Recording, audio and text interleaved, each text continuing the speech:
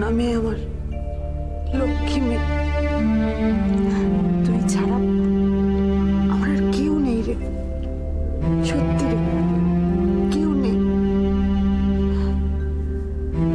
আমার আসলে আগেই বোঝা উচিত ছিল, জানিস, তুই যে খাতায় এ লিখতিস, ওটা যে অভিক স্যারের ইনিশিয়ালস, এটা আমার আগেই বোঝা উচিত ছিল মা হিসেবে। আমার মেয়ে যে কবে বড় হয়ে গেছে আমি টেরই পাইনি, একেবারে লেডি হয়ে গেছে। সেও যে আরেকজনকে ভালোবাসতে পারে আমি ভাবতেও পারিনি। সরি মা, সেদিন আমি অনেক বিশ্রীভাবে তোমাকে অনেক কথা বলেছিলাম। ভালোবাসা বড় অদ্ভুত রে মায়া, মা আবেগকেও কেমন লড়িয়ে দিতে পারে। তুমি কি সত্যিই অভিক স্যারকে পছন্দ করতে, নাকি আমার জন্য? দূর বোকামে, তোর জন্য কেন হতে যাবে? তোর বাবা চলে যাওয়ার পর তেমন করে আর কারুকে ভালোবাসলাম কোথায়? তোর বাবাকে যে কিছুতেই ভুলতে পারি না আমি, তাই তো খুঁজে বেড়াচ্ছি কি হয়েছিল অংশুমানের। সত্যি করে বলো তো, বাবার ঠিক কি হয়েছিল? জানি না, জানি না মায়া। একটা কালো পর্দা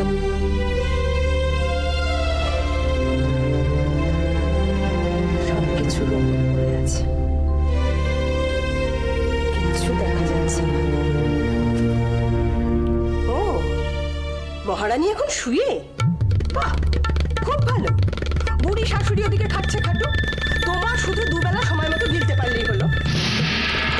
রান্নাঘরে গিয়ে যে একটু কাজে হাত লাগাতে হয় সেটাও কি তোমাকে বলে দিতে হবে? নাকি তোমার মনে হয় বাড়িতে একমাত্র আমি আছি, বিনা মাইনে ছি? মা, মা আমি ভর সন্ধেবেলায় তোমার শুয়ে থাকার দরকারটা কি, হ্যাঁ শুনি? নাকি বিরহে কাতর হয়েছো? বাড়িতে যা মৌমাছিদের ভিন ভিন বেড়েছে, জোয়ান বিধবা থাকার বড় ঝোঁক কি বুঝেছ? আমার ছেলেটাকে তো খেয়েইছ, জোয়ান বিধবা থাকার বড় ঝোঁক।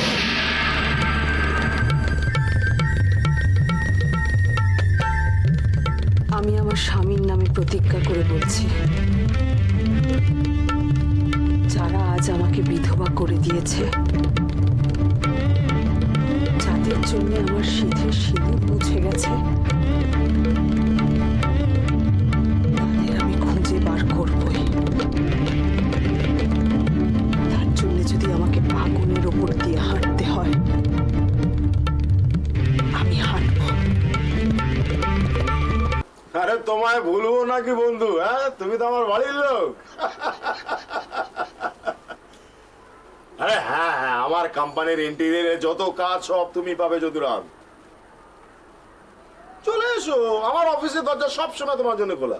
অফকোর্স। না না, এখন ইন্ডিয়াতে আছি, আমি কাজ শুরু করানোর পর তারপর যাবো। ওকে ওকে, লবল। हाँ बोलिए पंडित जी, शुभ दिन कबे पेलें?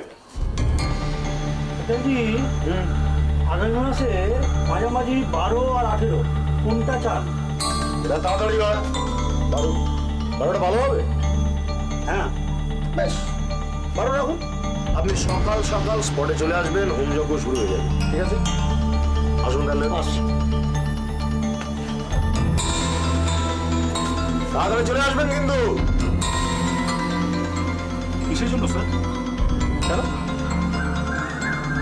লেগাসিটি কাজ শুরু হবে, পণ্ডিতজি এসে পুজো শুরু করে দেবেন। 12th, ওকে? কিন্তু স্যার পুজোর পর তো কাজ পুরো তো আরম্ভ হয়ে যাবে। অফকোর্স, পুজো শেষ হওয়ার পর পাটিল বসে থাকে নাকি? রনি, তুমি এদিকে যাও না। স্যার ডক্টর আদিত্য ব্যানার্জি এসে গেছে। বুড়া বুড়া খুব ভালো সময় এসছেন। হ্যাঁ স্যার, আমি ওনাকে পাইনি। क्या बोला तूने? फिर से बोल। আমি sir the doctor is busy, উনি সবসময় ব্যস্ত থাকছেন। আমি কথা বলে एक ग्लव्स भी और निकाला तो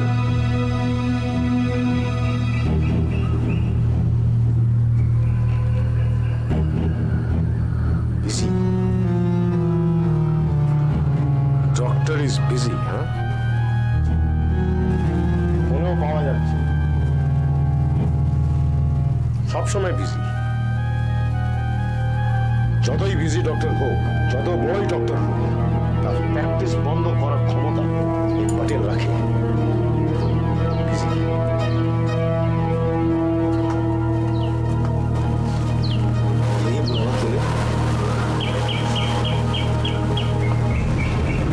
তোমার পাস রেকর্ড খুব ভালো বলে ছেড়ে দিচ্ছি, কিন্তু আমি বুঝতে পারছি না একটা সিম্পল ম্যাটার নিয়ে তুমি কেন এত বদল তো স্যার সবকিছু ভাবতে হবে।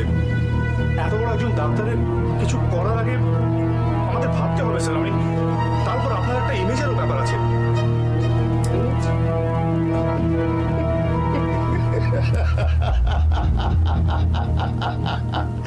কৃষ্ণকান্ত প্যাটেলের ইমেজ ওই ডক্টরের জন্য খারাপ হবে?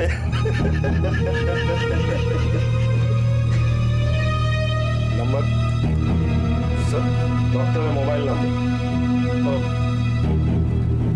983112 বাস বাস মনে রাখো এটা। এই নাম্বারটা তুমি মনে রাখো, আমি পরে কথা বলবো। প্যাটেল নিজে ডক্টরের সঙ্গে কথা বলবে, একবার দেখতে তো হবে কে এই ডক্টর। শুভ কাজ 12 তারিখই আরম্ভ। এই দিকটা অপারেশন থিয়েটার্স দুটো থাকবে, আর বাকি দুটো এই দিকে। আর এই পাশে চলে এসে এখানে ডক্টরসদের রেস্টরুম, আর এই প্যাসেজটা এখান দিয়ে চলে যাবে আচ্ছা, সোজা ওইদিকে বারান্দা। যা প্যাসেজটা যদি এদিকে না হয়ে এই দিকটা হয় তাহলে ভালো হয় না? হতে পারে এই কর্নারে নার্সেস রুম, তাহলে এই প্যাসেজটা এই পাশ দিয়ে চলে আসবে। সুন্দরী নার্স থাকলে প্যাসেজ সামনে দিয়ে হতেও পারে। এতে আসতে চোখের আরাম, মনের শান্তি। কি বলো আদিত্য? অমিতা, আমি কিন্তু এখনো এভারগ্রিন রয়ে গেছি। দীপক, আমি যেটা বলতে চাইছি সেটা হলো যে আমি ছিমছাম একটা হসপিটাল চাই, তার সঙ্গে চাই একটা ছোট ক্যাফেটেরিয়া, একটা কনফারেন্স হল, কিন্তু বাজেট ওটাই থাকবে। ডক্টর ব্যানার্জি, আপনার হসপিটালের এলাকাতেই তো একটা মেগা সিটি উঠছে। হ্যাঁ, আমিও শুনেছি। স্যার, বলছিলাম হসপিটালটা হবে তো? তার মানে ভৌমিকদা, শান্তনু কি মনে হচ্ছে আমরা সবাই এখানে বসে তামাশা করছি? মেগা সিটি উঠছে এটা আমিও জানি, কিন্তু উনি কিন্তু তাছাড়া হাসপাতালের কাজও তো বন্ধ আছে বেশ কিছুদিন হলো, তাই বলছিলাম। কাজ বন্ধ আছে, কিন্তু কাজ বন্ধ থাকবে না, টাকার ব্যবস্থা হয়ে যাবে। হ্যাঁ ভৌমিকদা, আমি চাইছি যে শহরে যত ইয়ং প্রমিসিং ডক্টরস আছে তাদের সম্বন্ধে খবর লাগান। আমি বেস্ট ডক্টরস নার্সদের আমাদের হাসপাতালে চাই। আদিত্য, ডক্টর নূপুর সানিয়াল, একটি মেয়ের খবর আমার কাছে আছে। Young and bright, MCH, cardiothoracic surgery করে এসেছে। ও এলে হাসপাতালে খুব উপকার হবে। আমি ওর সঙ্গে কথা বলে দেখব। এই হাসপাতাল হবে, চিকিৎসাতে নাম্বার 1 হবে এই হসপিটাল। বিদেশি ডক্টরসরাও ভিজিট করতে আসবে। আমার তো মনে হয় এই হাসপাতাল না হওয়ার কোনো কারণ নেই। কেন সাধারণ চুপ কেন? একটু টেনশন হচ্ছে তাই। আরে বাবা, কি যে টেনশন? এই হসপিটাল যখন শুরু হয়েছে তখন সাকসেসফুলি শেষ হবে। 1 মিনিট। হ্যালো, হ্যাঁ বলছি। কে? প্যাটেল? হ্যাঁ, কেন? আচ্ছা, ওকে। না না, আপনার নাম্বারের দরকার নেই, আমার মোবাইলে উঠে গেছে। ওকে, রাখছি। Aditya, any problem? Doctor Banerjee, কে ফোন করেছিল? মিস্টার প্যাটেল আমার সঙ্গে দেখা করতে চায়। কে প্যাটেল? মেগা সিটি করছে বললো, আমার সঙ্গে দেখা করতে চায়।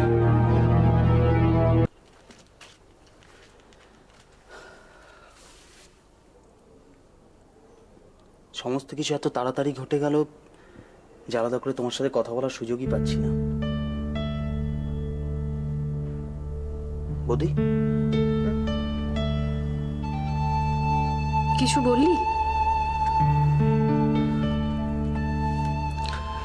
তোমাকে না বলে চলে গেছিলাম বলে খুব রাগ করেছে, তাই না?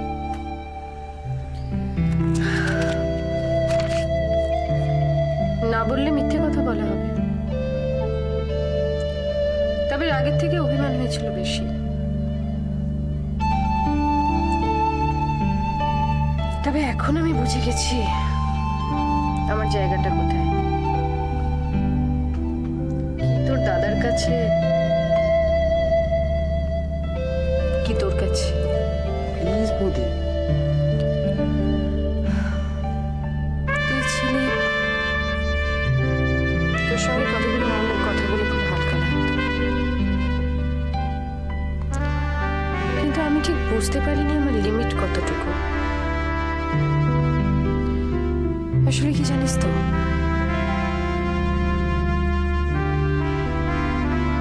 এই বাড়ির আমি কখনো আপন হতে পারিনি। না কারোর বউ, না কারোর বৌদি, আমি শুধু সম্পূর্ণ বাইরের একটা মানুষ। বৌদি, দাদার ব্যবহার আমার ভালো লাগতো না, আজও লাগে না। কথায় কথায় দিন রাত তোমার সঙ্গে ওই অশান্তি, বলির সাথে ওই দুর্ব্যবহার। পালিয়ে গিয়ে বাঁচবি ভেবেছিলি? দাদা না হয় আমার সঙ্গে অশান্তি করত, মিশার সঙ্গে সম্পর্কটা রাখলি না কেন? মিশা, বৌদি, ও তোমাকে সময়ই দিল না। সবকিছুকে তখনই জানাতে হবে। তাছাড়া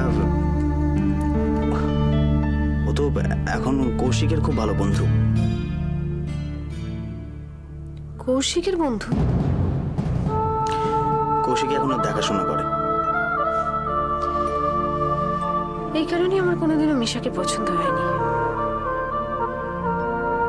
আমি জানতাম ও তোকে বুঝতে পারবে না। বৌদি, একটা কথা বলি, আমার উপর এখনো অভিমান করে আছো? অভিমান করে আর থাকলাম কোথায় বল? তোর দাদার অ্যাক্সিডেন্টের খবরটা পেয়ে প্রথম তো তোর কাছেই ছুটে গিয়েছিলাম। বৌদি, আমি শুধু একটা কথা ভাবি যে ওই মেয়েটার সাহস কতখানি। হ্যাঁ, তুই দাদাকে নিয়ে বেরিয়েছিস, আবার এই বাড়ি অব্দি চলে এলি। এবং শুধু তাই নয়, মানে বহুবার বারণ করা সত্ত্বেও। আসবে না কেন? দাদা যদি নিজেই ডাকে তাহলে আর কি। বৌদি, চুপ করে আছো কেন?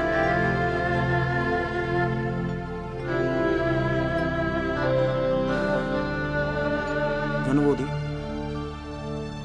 আমার যদি একটু রোজগার থাকতো না, আমি তাহলে দাদার সঙ্গে লড়তে পারতাম। তোর দাপট অর্ধেক হয়ে যেত তাতে। ওর তো একটাই অহংকার যে ওর একার রোজগারে সারা সংসারটা চলে, সেটা আমি হতে দিতাম না। সেই অহংকারের জোরেই রাখি আমাদের বাড়িতে আসে, ওর সঙ্গে এরকম দুর্ব্যবহার করা হয়। নিজের ভালোবেসে বিয়ে করা বউকে আপসের মতো ব্যবহার করা যায় জানিস। আচ্ছা অভি, আমার যদি অনেক টাকা থাকতো, তোর দাদা আমার সঙ্গে এরকম ব্যবহার করতে পারতো? জানি না, হয়তো পারতো, হয়তো পারতো না। পারতো না, কখনোই পারতো না। টাকার ওজন অনেক, টাকার ওজনের কাছে সবাই হেরে যায়। এই কথাটা যে কেন আমি এতদিন বুঝতে পারিনি।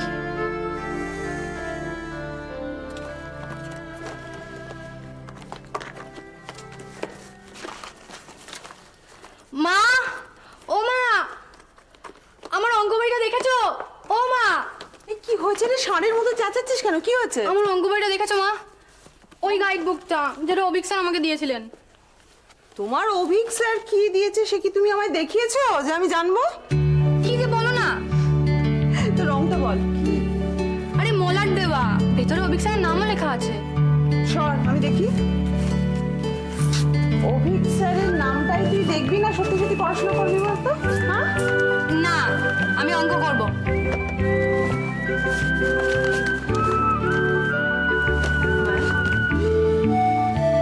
অভিক স্যারের জন্য মাঝে মাঝে খুব মন খারাপ লাগে না রে? না মামা চুপ তো কর। জানি আসলে মায়ের কি জিনিস তুই বড্ড ছোট। দেখবি তুই যখন বড় হবি তখন তখন তোরও একটা বন্ধু তুই পাবি খুঁজে, তোর মনের মতো বন্ধু। মায়া একবার একটু এদিকে শুনে যা না। যাচ্ছি ঠাম্মি।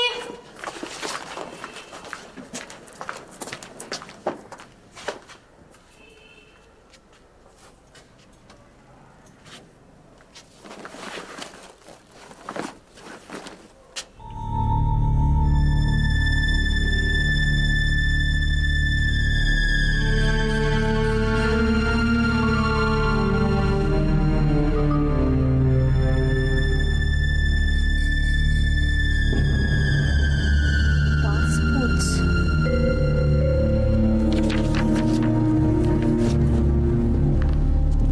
পাসপোর্টের জেরক্স।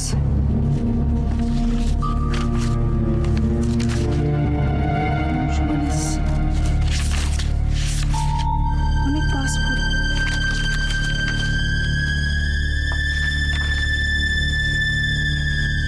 অসীম রাজ सक्सेना, मिहिर बख्शी, कृष्णा पटेल,